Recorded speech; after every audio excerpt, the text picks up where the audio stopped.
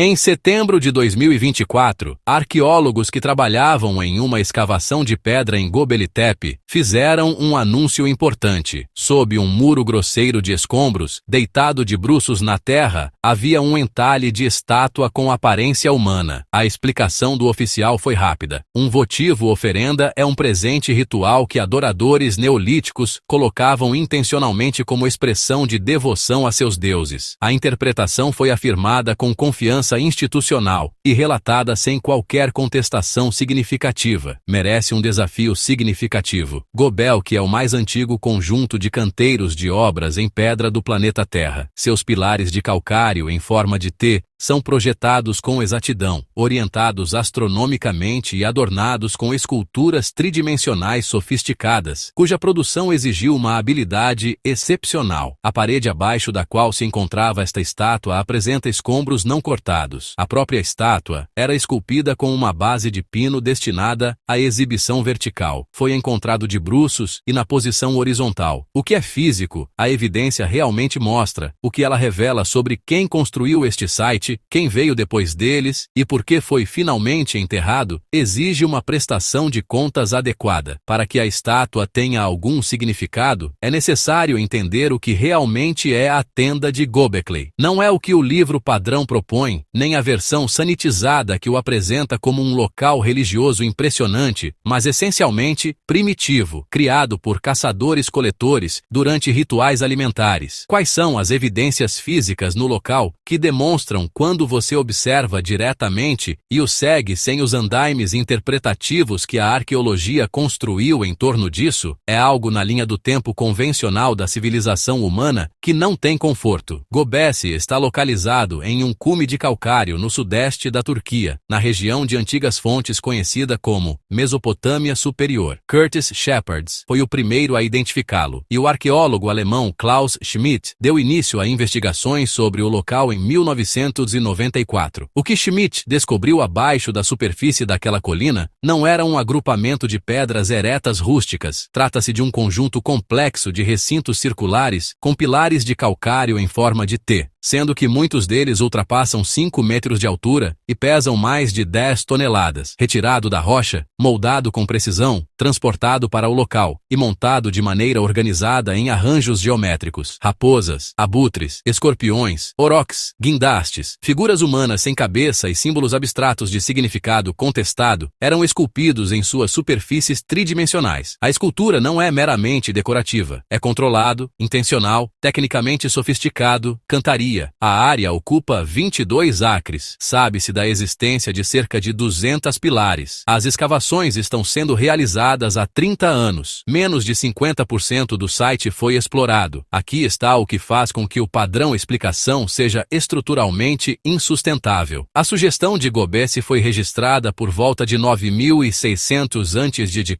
CE, afirmando que sua construção ocorreu mais de 6.000 anos antes de Stonehenge e da invenção da roda. De acordo com o consenso arqueológico, a civilização que supostamente construiu isso era composta por caçadores-coletores que não praticavam agricultura, não possuíam escrita, não utilizavam ferramentas de metal e não dispunham de nenhuma das características organizacionais ou infraestrutura necessárias para a construção de qualquer outro monumento de similar ambição. Os pilares foram extraídos, moldados e levantados por indivíduos que, simultaneamente, os arqueólogos caracterizam como habitantes de acampamentos temporários e praticantes de caça selvagem. Essa tensão nunca foi solucionada, simplesmente foi reafirmado com maior confiança sempre que um novo estudo é apresentado. O que tem surgido das pesquisas mais recentes, revisadas por pares, agrava ainda mais o problema. Pesquisas divulgadas na última década sugerem que arranjos específicos de entalhes nos pilares formam o calendário astronômico mais antigo do mundo, possivelmente registrando um evento cósmico catastrófico datado de cerca de 10.150 a.C. Uma civilização que consegue registrar eventos estelares em pedra em várias áreas de um local de 22 acres não pode ser considerada primitiva. Isso constitui a base. Todas as informações que a estátua divulga sobre esse site estão contidas nele. Em setembro de 2024, escavações em um dos recintos de Gökçeli Tepe resultaram na descoberta de uma estátua humanoide esculpida com cerca de meio metro de altura. Foi encontrado deitado de bruços na base de uma pedra. Arqueólogos divulgaram a descoberta com grande entusiasmo. Disseram que a estátua foi colocada ali intencionalmente como uma oferta votiva, um objeto sagrado depositado sob o solo como parte de um ritual de devoção, em conformidade com as práticas espirituais neolíticas registradas em outros locais da região. A interpretação foi apresentada como o desfecho lógico da evidência física. Não é verdade. Inicie pela própria parede. Os muros que cercam os Göbekli são feitos de entulho de pedra bruta, áspero, irregular, sem morte e arquitetonicamente bruto em todos os aspectos. Eles não utilizam nenhuma linguagem construtiva relacionada aos pilares, em forma de T que definem o site. Os pilares são extraídos da rocha calcária com precisão controlada, moldados com exatidão em perfis geométricos, transportados por longas distâncias e erguidos verticalmente em arranjos circulares organizados. As paredes são formadas por pilhas de pedra bruta. Inserir esses dois elementos na mesma tradição construtiva requer desconsiderar toda a estrutura física do local, evidenciando a diferença entre eles. Eles não fazem parte do mesmo programa de construção. Eles não demonstram o mesmo grau de entendimento, propósito ou habilidade. Essa distinção é crucial para determinar a localização real da estátua nos contando. Agora, leve em consideração a estátua. Trata-se de uma figura humana esculpida, cuja base possui o formato de uma estaca. Essa base não é plana nem projetada para colocação horizontal. Trata-se de uma estaca pontiaguda, especificamente moldada para ser cravada no chão e mantida em pé, na posição vertical, visível. Este não é um aspecto incerto. O objeto foi concebido para uma orientação específica, que era vertical. Foi descoberto no oposto, com a orientação voltada para baixo, abaixo do áspero escombros em uma parede que não faz parte da mesma fase de construção dos pilares de precisão que o cercam. O voto de oferecer interpretação implica aceitar que os criadores de uma das canteiros de obras mais sofisticadas da pré-história humana optaram por homenagear seus deuses ao colocar uma estátua meticulosamente esculpida voltada para baixo no solo, sob um montículo de entulho não trabalhado. É necessário aceitar que uma estátua seja erguida com uma base de fixação para exibição vertical, quando, na verdade, foi colocada horizontalmente como sua posição final de repouso. Requer considera o muro como um ritual de grande importância, mesmo que a parede em si não tenha nenhuma relação arquitetônica relevante com qualquer outro elemento do local. O físico, as evidências não apoiam isso. Conclusão. O que ele aguenta é uma história totalmente distinta, um que inicia com o entendimento de que o que os arqueólogos descobriram abaixo daquele muro não se tratava de um depósito ritual. Trata-se de um objeto deslocado, e é nesse ponto que a verdadeira história começa. Quem o deslocou e quando? A explicação mais lógica para o que a localização da estátua indica não é complexa, mas exige a aceitação de algo que a arqueologia tradicional tem hesitado em afirmar de forma direta. A versão atual do Göbekli não é resultado de um único programa de construção. Trata-se do resultado da multiplicação por 2, e os responsáveis pela segunda fase não foram os mesmos que criaram a primeira. A evidência para isso não é escondida. A estrutura física do site está escrita de maneira clara o suficiente para que qualquer observador atento possa lê-la sem a necessidade de treinamento especializado. Os pilares em forma de T fazem parte de uma tradição construtiva, sendo precisamente projetados, geometricamente consistentes e adornados com imagens tridimensionais complexas, dispostas em recintos circulares com provável orientação astronômica. As paredes de entulho são completamente diferentes, ásperas, sem corte, fortes, arquitetonicamente pouco sofisticadas e, em vários pontos, construídas diretamente contra os pilares, de modo a ocultar as imagens esculpidas que claramente foram projetadas para serem vistas. Se as paredes e pilares foram criados pelas mesmas pessoas, com a mesma intenção de design, ocultar as esculturas seria uma contradição tão fundamental que demandaria uma explicação. Nenhuma explicação foi fornecida. O campo absorveu o obscurecimento sem aparentes desconfortos. As evidências indicam uma sequência. Os construtores originais projetaram e construíram os gabinetes, ergueram os pilares, esculpiram as imagens e orientaram todo o complexo com uma precisão que reflete o sofisticado conhecimento astronômico acumulado ao longo das gerações. Aquela ocupação inicial chegou ao fim em algum momento. O site não foi imediatamente descontinuado, seguiu sendo utilizado. No entanto, as pessoas que o utilizaram depois não foram as que o criaram. Eles descobriram uma estrutura pré-existente de notável sofisticação e a preencheram com os recursos ao seu alcance, que não incluíam o entendimento ou habilidade que gerou os pilares. Eles construíram com o que tinham à disposição: pedra bruta, escombros não cortados, paredes rústicas preenchendo os espaços entre estruturas que não compreenderam completamente nem conseguiram replicar. A estátua é da primeira fase. Foi esculpido com uma estaca base, pois foi concebido para permanecer em pé. Estava em algum ponto do complexo original, visível e vertical, integrado à função que os gabinetes desempenhavam originalmente. Quando os segundos ocupantes chegaram e começaram a alterar o local, a estátua foi deslocada, derrubada, movida e, por fim, enterrada sob os escombros do muro que a ocupação posterior adicionou. Não como um rito, mas como resultado de uma transformação na percepção entre dois grupos, distantes por conhecimento, tempo e possivelmente séculos. Esta não é uma interpretação periférica criada para chocar. Trata-se da interpretação mais alinhada com o que as evidências físicas em Göbekli realmente demonstram. O site possui duas vozes. A arqueologia tem dado ouvidos apenas a um deles. Se o argumento sobre dois sons distintos de fases de construção for especulativo, pense no que seria necessário para solucioná-lo de forma conclusiva. Seria necessário ter acesso ao site completo. Seria necessário escavar todos os pilares, documentá-los e examiná-los em sua totalidade para que a relação entre os pilares e paredes pudesse ser estabelecida em todo o complexo, em vez de ser inferida da fração